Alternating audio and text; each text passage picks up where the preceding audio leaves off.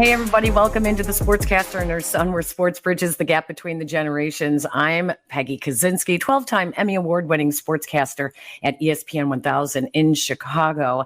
I'm the mom, I'm the baby boomer, and I'm the co-host along with Jason. Hey, Jace. Jason Conander. Hey, Mom. I'm the son. I'm the co-host as well. Generation Z sports reporter, news reporter here at WIBW in Topeka, working in Manhattan, covering all things K-State, having fun doing it and talking some Bears with you, Mom. They're 1-1 through 2 games, playing Indianapolis this weekend. Your thoughts after a few games? Well, I did not expect them to win these games. So I thought that there was going to be some struggles. I thought that, remember I said 8 to 9 win season. So I thought there were going to be struggles. I just didn't think it would look like this. The offense looks a mess. It just looks like chaos. The offensive line can't protect. The running game can't get going. Caleb Williams is running for his life and resorting to trying to do too much. So, and this trio of receivers, they haven't even been on the field for more than, I think it's 20 snaps, because Keenan Allen is injured with plantar fasciitis. So, you know, the defense looks great, but the offense, wow, they're really struggling. And I thought that the whole idea for this Bears team was to give Caleb Williams an easier transition into the NFL by surrounding him with so much talent. And we haven't seen it.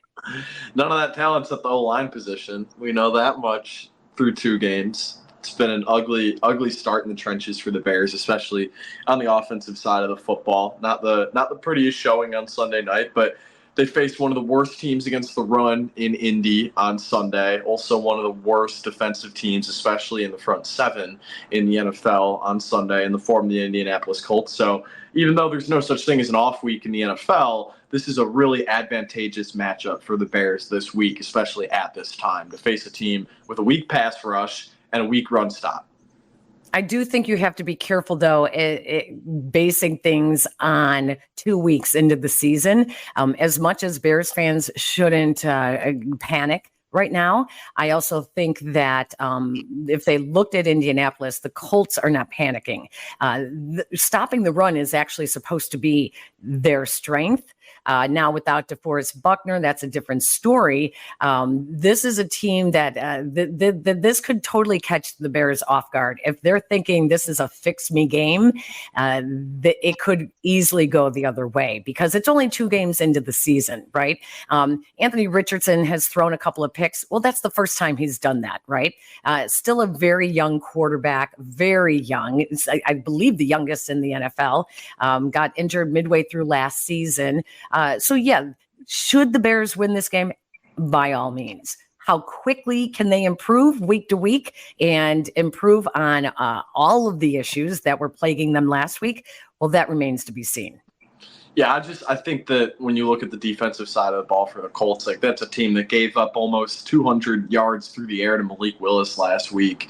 And Malik Willis, I mean, was just hoping to stay alive through 4 quarters in that game. So for the Packers to be able to move the ball, they ran the ball a lot and were able to really do whatever they wanted against the Colts last week. So even though they only won by 6, this is a Colts team that, yeah, even though they're not panicking, I maybe would be if I were a Colts fan. So I think that the Bears are in a good spot. Keenan Allen's not going to play again, which stinks. You wish that the Bears had their full array of weapons for Caleb Williams, especially in these early games that are so big for his development. But it's going to be next man up for the Bears. I think that means it's going to be a big game for Rome Odunze.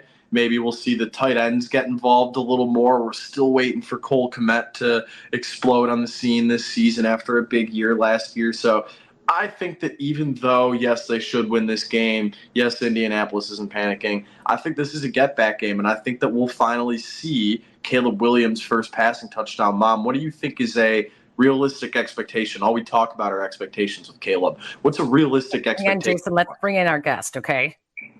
Whoops, we just lost him. Sorry, he just popped up. I don't want him to have to wait, so. Okay. Go grab my water then.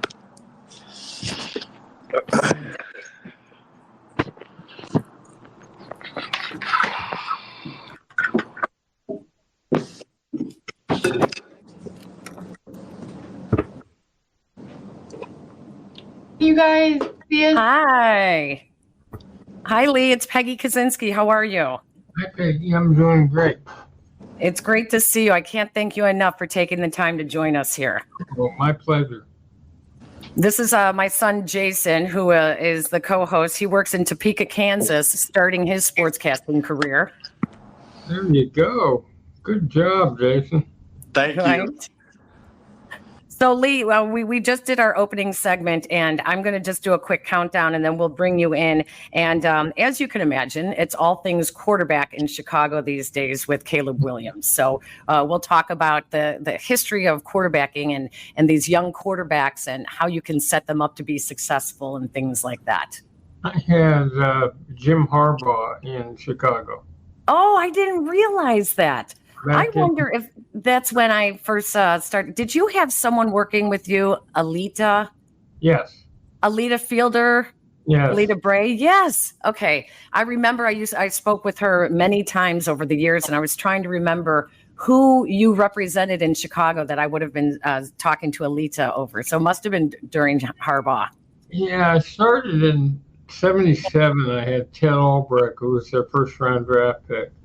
And then I had Danny Jiggets, and then I had Troy, a bunch of linemen, and Troy Aikman.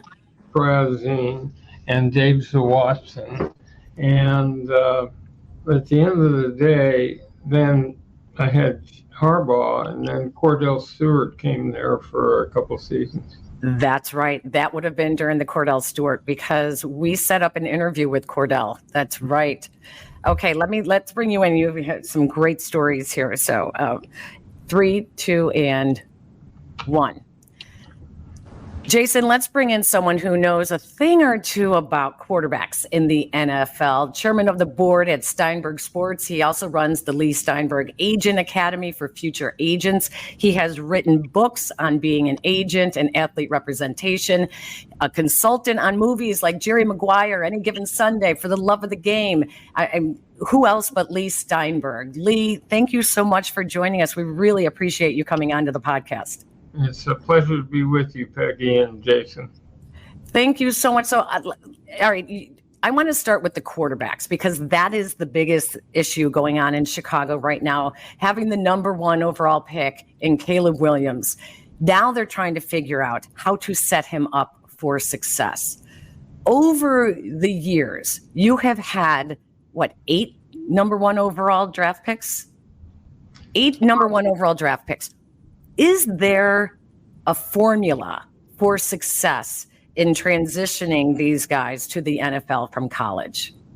I think the first key is a recognition by the fan base, the media, his teammates, and everyone else that the adjustment from college football to pro football is profound, that the game moves quicker, that the degree of separation between a defensive back and wide receiver is much narrower, that the athletes are greater, the easy corner to throw against in college is not there anymore. And the only thing that makes a quarterback better is being out, seeing the field long enough so the game slows down. And what's happened is you take someone like Caleb Williams, and because he was the champion of NILs, and because he signed a big contract, it sets the expectation level up. So that after 2 games now, people are questioning Caleb Williams. He's going to be a great franchise quarterback. This is just the very beginning of his career. And so much of it is supporting cast, like an offensive line. I watched his last game, and he was running for his life. And then it's the supporting cast, but it's also the organization. Do they have a plan? Now, remember, with players like Aaron Rodgers or Patrick Mahomes, they sat for a year and learned and picked up. Phillip Rivers did the same thing. Carson Palmer did the same thing. And they all sat. Just Love did the same thing. And they all sat behind a starting quarterback and got to pick it up. This is we're throwing these quarterbacks at an early stage into and what happens is there's not a lot to write about this time of football season. So you get all this speculation as to the three rookie quarterbacks who are starting now. What's wrong with them? Why are the other three not set? There are going to be a number of really good starting quarterbacks, but we're too early to really judge.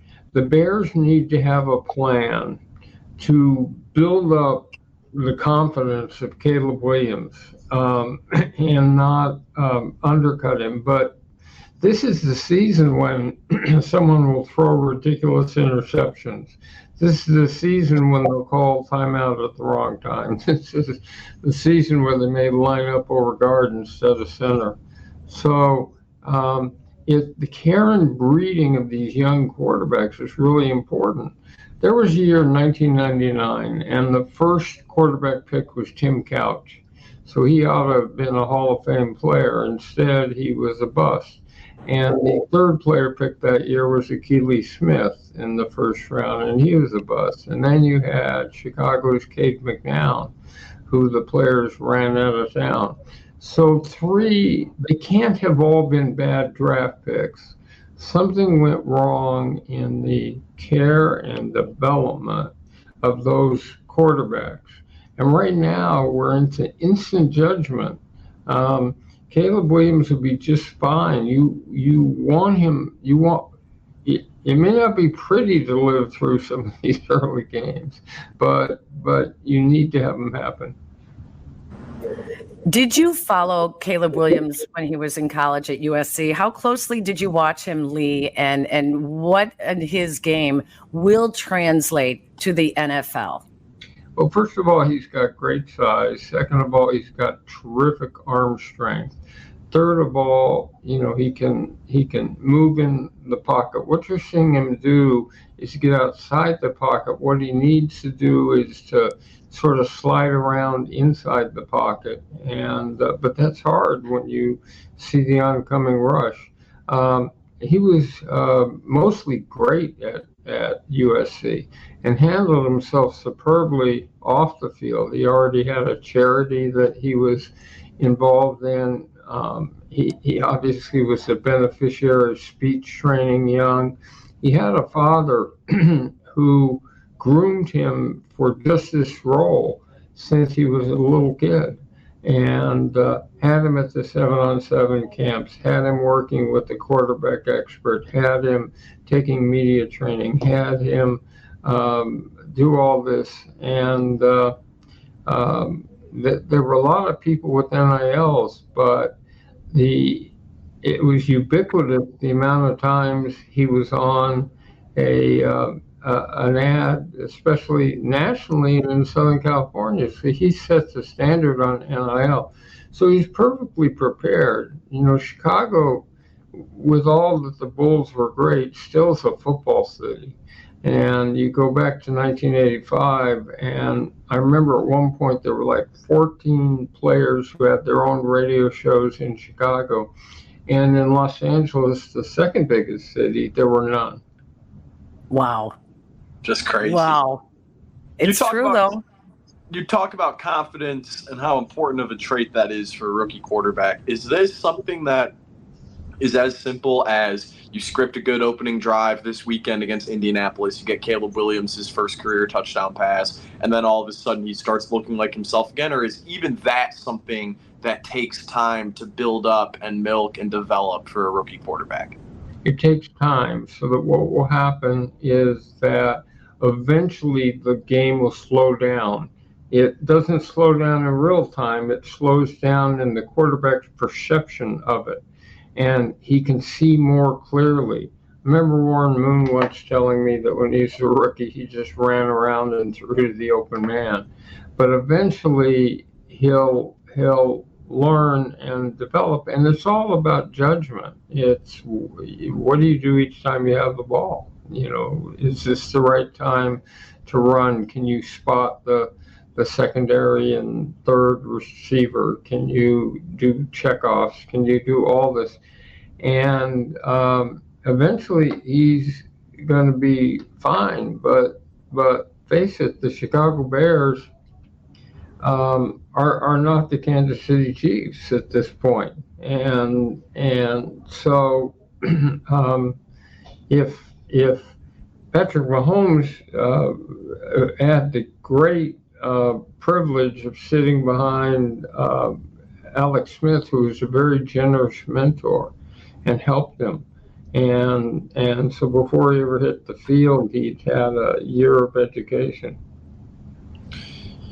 I think my next question is, how much do you have to kind of shut out what's going on with these other teams around the field or around the league? Like, for example, the Bears faced the Texans last weekend. They have C.J. Stroud. That's the best case scenario for a young quarterback, is what C.J. Stroud has done in his first year in two games in Houston. How much do you have to just focus on the development of who you have in your room and not look around the league and measure it against the development of completely different quarterbacks who are the same age, similar situations? So remember that football is the most systemic of all games. So let's assume if you can hit the ball in Wrigley Field, you can hit it in Dodger Stadium in baseball. But you might fit really well for the Ram system and not fit so well for another system. And that's why, I mean, look at Sam Darnold this year, who's been a big bust and has had a really strong opening. But the key is you're just trying to get the player up to the NFL standard. It doesn't matter that Justin Herbert and Joe Burrow were instant hits. That's their circumstance. That's not going to be the way it is with the Bears. So the micro scrutiny on him, make the assumption he'll throw some bad interceptions. Make the assumption he'll not be patient enough to wait for the secondary receiver or the third one to come loose. Make the assumption that his sense of timing will be off, but he can flat throw the football, and he's got the personality to lead a team. He was a natural leader at SC, and so you can write this down. In a couple of years, they'll have a great quarterback.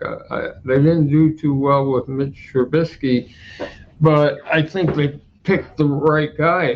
Every other team would have picked the same player. I want to go back to something you said about the greats that sat. Patrick Mahomes, they all sat behind great quarterbacks or good quarterbacks, and they were given a year at least to develop. Obviously, Aaron Rodgers, we've seen it happening in Green Bay for the last 30 years. They've done that. In the Bears quarterback room, Lee, they have their backup is a second-year player, Tyson Bagent, out of Division II Shepherd University. Their third string quarterback is another rookie. They don't have that leadership in that quarterback room. Have you ever had any of your quarterbacks that you represented not have veterans in that quarterback room? Yes, and but this is a function of the salary cap. And what happens is that if you're playing the starting player and he's locked in, your left tackle's making $20 million, then by definition his backup's going to be someone materially worse and less talented and less experienced. To have a second quarterback who's not a veteran, that's not good. Remember that in the old days, you had Joe Montana starting, backed up by Steve Young, who's the fifth highest paid player in the whole league as a backup quarterback, backed up by Steve Bono. I mean, you had Rich Gannon and Wade Wilson. You had Jay Schrader and Doug Williams. And I mean, you had great depth. But now the problem is that what you pointed out is the big flaw in the salary cap, which means that if a team loses a critical player a left tackle, a quarterback, edge rusher, a shutdown corner, and there's no room to replace him. There's no supply to go and sign mid-season. And basically, it's why one of the ways to look at the NFL season, who has their key players intact. Yeah, that's exactly true. One of the other criticisms, though, with the Bears and general manager Ryan Poles, who overall has done a really impressive job of trying to rebuild this roster, but he did it from the outside in. He went out and got wide receivers, DJ Moore, Keenan Allen. They drafted Roma Dunze. They have really good young defensive secondary. They've spent a lot of money on their linebackers. They have not addressed the trenches. And it seems to be an issue. Like, I look at the Indianapolis Colts, they have a very, very good offensive line. So that allows Anthony Richardson the room to be able to develop, the room to be able to think or not think. I'm not sure what the Bears are doing, but the offensive line issue seems to be what could be something that could really support a young quarterback like Caleb Williams. Well, they had a fabulous draft last year, and you can't fix everything. It's not like they were a team on the edge of being a great team. And so he fixed what he could, and they'll improve. The two positions that take the most seasoning are quarterback and offensive line. It just takes time. So that young offensive lineman is jumping off sides. That young offensive lineman is holding. The young offensive lineman, they need more time. So I'm going to guess that the line play gets better as the season goes on. And again, they added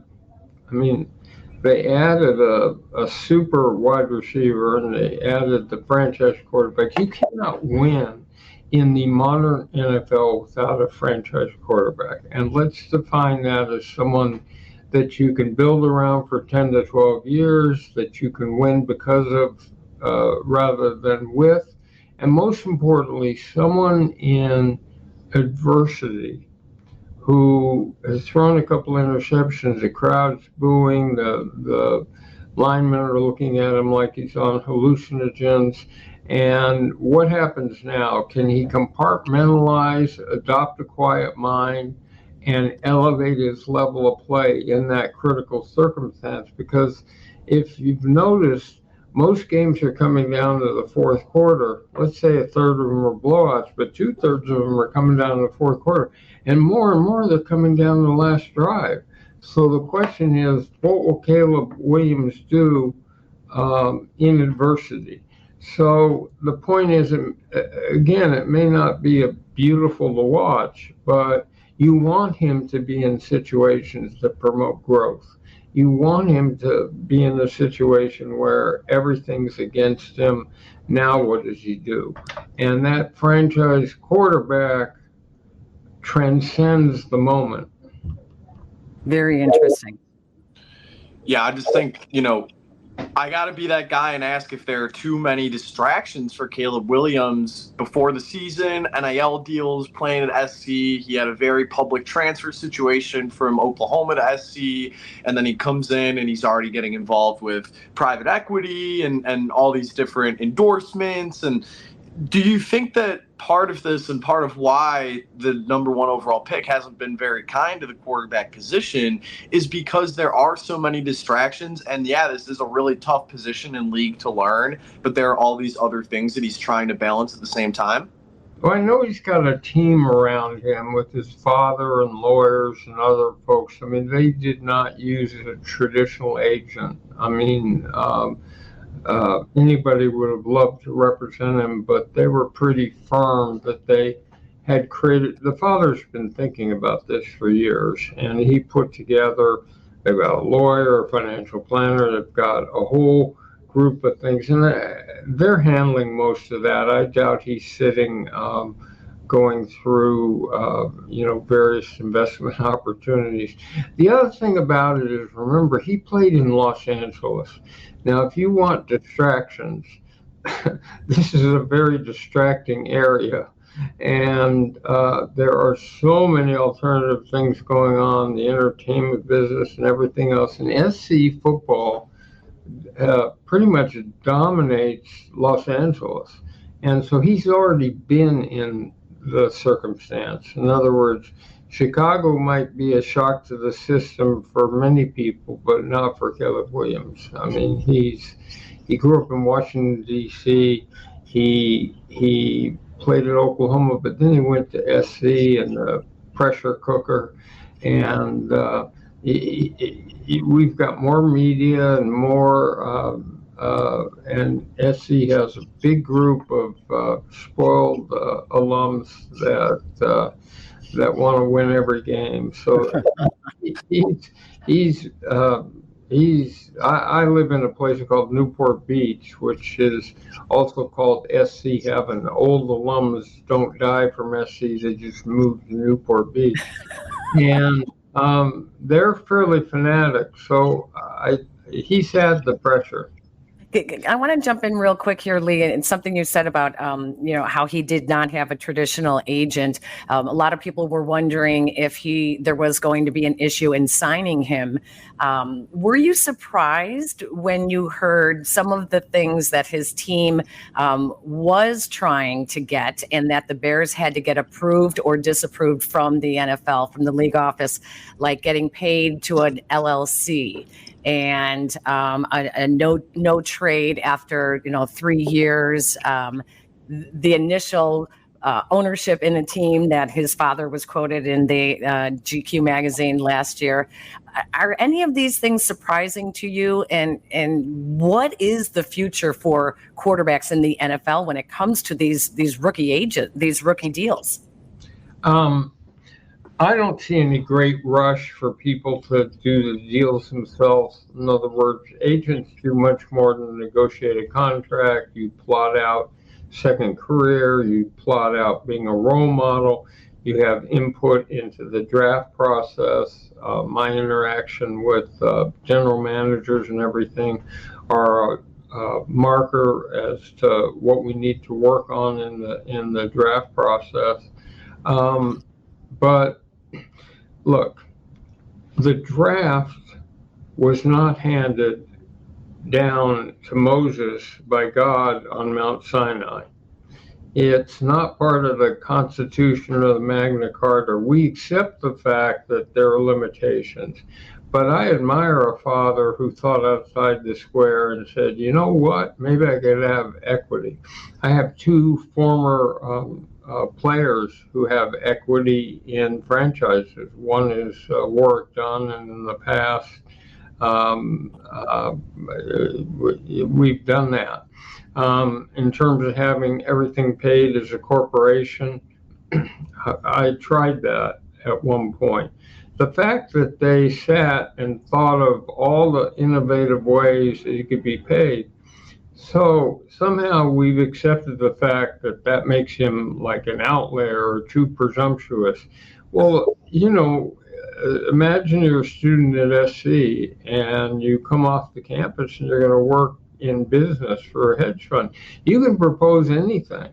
We draft a player taking away his right to that. So I'm all for the innovation they did. I thought it was very clever. And the fact that it wasn't accepted didn't surprise me because the league would step in. If you have a player set up as a corporation, you can run his endorsement revenue and everything in a different tax way, and it gives the player much more control. So the fact that these things haven't been done doesn't mean they're not good ideas. Before we let you go, Leigh, and we really appreciate your time, you've represented quite a few Chicago Bears over the years. Kordell Stewart, Jim Harbaugh. Your favorite Bear that you've represented? Jim Harbaugh. I think it was. You couldn't talk him into coming to Chicago last year as a coach? It. I think Chicago's the best football city in some ways in America. If you go back to 1985 and you look at that Super Bowl championship team, they all became big stars and they all were marketed, and the market supported, I think, 14 radio shows and 2 or 3 cut-ins on television. You don't see that in most NFL cities. And even though the Michael Jordan and the Bulls were dominant and well loved, nothing succeeds like a successful Chicago Bear team. There's a few other cities. The Washington's like that if the team wins. But here you got the nation's third largest city addicted to football with all those major corporations there. And that's why if I had been Caleb Williams, look, I represented Troy Aikman. His first year, he went 1-15. They said if Jerry Jones had bought the 7-Eleven, they'd have to change the name to the 0-11. But so it was a very rough first year. But if you believe that the ownership, front office, and coaching is in good hands, then that team will improve. You suggest that the offensive line needs work, and it does. But, look at this long term. Troy won the Super Bowl in his 1992, in his 4th season. And so this may not have the big payoff this year, but just look at this as an investment they're making in the development of what would be the most critical position, and a star who can handle it. No one knows it better than you, Lee. Thank you so much for taking the time to join us. We really appreciate it. My pleasure. Have a great weekend. Thank you. Thanks. Thank you.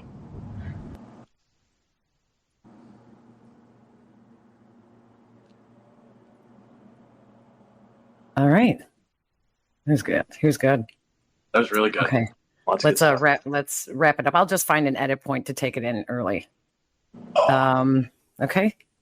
I'll wait until you're done stretching. Oh, yeah, just give me a second.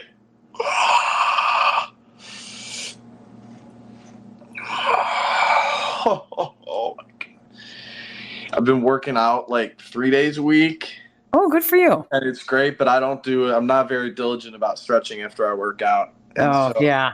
I'm walking around stiff all the time. Oh. It's not very fun. So for prediction's sake, what day is this going to be up? I'll do it over the weekend. I'll probably do it tomorrow. Okay. All right. Doesn't matter. All right. Here we go. 3, 2, and 1. Jason, that's why they call Leigh Steinberg the super agent, the Jerry Maguire of agents. He was a consultant on the movie. Many believe that he was who Jerry Maguire was basically framed after and taken after. So Leigh Steinberg, he knows the ins and outs. He's still really up on what's going on in the National Football League and quarterbacks. And he's right there in California where he's watched Caleb Williams over the years. So I thought he was great. You know what I really noticed about Leigh Steinberg? He really has a Hollywood smile, like an smile.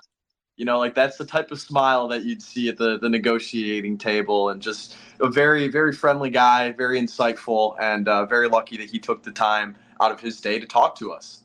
Yeah, absolutely. All right, let's get to some predictions. What do you got? It's my favorite part of the show because I get to move the goalposts as much as I like for these predictions. So my first prediction, we've talked quarterbacks, we've talked rookies, and yeah, the fact of the matter is the 3 starting rookie quarterbacks who have starting rookie quarterbacks in the NFL being Caleb Williams and Bo Nix. And Drake May just played on Monday night, but he's, no longer, they're not a starting quarterback yet. But none of the 3 starting quarterbacks, Jaden Daniels included, have thrown a touchdown pass yet. And so with that being said, I'm going to have to go with a wide receiver to win Rookie of the Year. I think that Marvin Harrison Jr.'s Linsanity type run just started last week. I mean, the first half that he put up was insane. The first half he put up on the Rams was insane. 4 catches, 122 yards, 2 touchdowns. I think that that's the beginning of like a Jamar Chase-like rookie season. So Bill's got him week 1, but I think that MHJ, Maserati Marv, whatever nickname you want to call him, he's arrived and he's here. Oh, that's a good one. All right. Prediction number 2. Okay, Mom. Prediction number 2. We've got college football. We are very deep into this season now, and we are starting some of the best matchups in the game. Illinois takes on Nebraska tonight. I think that this Illinois team is very good, but we've already done predictions related to Illinois. I think that the Big Ten as a whole is pretty overrated, and with that, I'm going to say that the Big Ten will only have 2 teams in the college football playoff. I think that this conference is going to beat up on each other. You already look at some of the matchups this week. USC and Michigan, that could be an elimination game for the college football playoff because I don't think Michigan would be able to get in with 2 home losses. But USC, if they lose their Big Ten opener to Michigan, they're not going to run the table and go undefeated in conference play the rest of the way. So when you look at the Big Ten and you look at some of the big dogs, like I'm not sold on Penn State and never have been. Michigan's having a down year after winning the national championship. You have Ohio State, Oregon. That's really it. So I'm going to have to go with the Big Ten having 2 playoff teams. I think it's an up year for the Big 12. I think the ACC can have some teams that get in the mix. And the Big Ten, down year. It's a top-heavy year for the Big Ten, but with the way the schedule lines up, those teams are just going to beat up on each other. So I've got Ohio State and Oregon as their 2 playoff teams. Your final prediction? My final prediction. That's how I know that I've taken too long on the first 2 when you kind of serve that one up for me. I'm still gonna double down on my prediction that the Bears start out the season 5-1. I think that they're gonna figure something out this week against Indy. I'm gonna take this 3rd prediction and use it as a Bears prediction. They're gonna win this weekend. They're gonna win by more than a touchdown. Caleb Williams is gonna throw at least 2 touchdowns. I think that we're gonna look at this game against the Colts as like, okay, wow, like he really didn't look fantastic those first 2 games. The offense didn't look great at all. And then they clicked. And ever since then, it started to be this slow and steady climb up. Like even if he does what Malik Willis did last week, 180 yards, 40 yards on the ground, 1 touchdown through the air, like that's big progress. So I'm going to say that he does something like that. And over 1.5 touchdowns is what I think. Everyone's like, oh, how can you possibly say that when he hasn't thrown one yet? He's going to throw at least 2. Like they're going to get that confidence up. All right. I hope you're right. Well, tune in to the Bears postgame show on ESPN 1000 and the Chicago Bears radio network on the ESPN Chicago app. You can get it out of town. That's where you will hear me doing the postgame with Yurko, and we'll break it all down. I hope you're right, Jason. I really do. I'm low on this Indy team. I'm very low on them. I think. All right. We'll see. Yeah, we'll see. We'll see. I want to thank Leigh Steinberg for taking the time to join us today on the podcast. I want to thank Jack McGrath from ESPN 1000, our producer who helps us get the podcast up on the ESPN Chicago app. Don't forget to check us out on social media. You can follow us on X at TSAHS Pod. That's the sportscaster and her son pod. And follow Jason at Jason Conander or ESPN Peggy. And what else, Jason, we want them to do? Please like, rate, and subscribe if you like our show. It helps boost our algorithm, gets us out there more, gets more listeners for us talking Bears. We're trying to ramp this show up and do more podcasts this season, take advantage of an exciting Bears season, and that is only possible or worthwhile when you at home are listening and spreading the love by sharing this show with your family and friends. So like, rate, subscribe, listen to this wherever you get your audio. It helps us. See you soon, Mom. And don't forget to follow us on YouTube. If you're listening to us on the ESPN Chicago app or on Apple Podcasts, you can watch us and watch the video version on YouTube as well. All right, Jason, that'll do it. Have a great weekend. You too, Mom. Stay safe. Take care, everyone.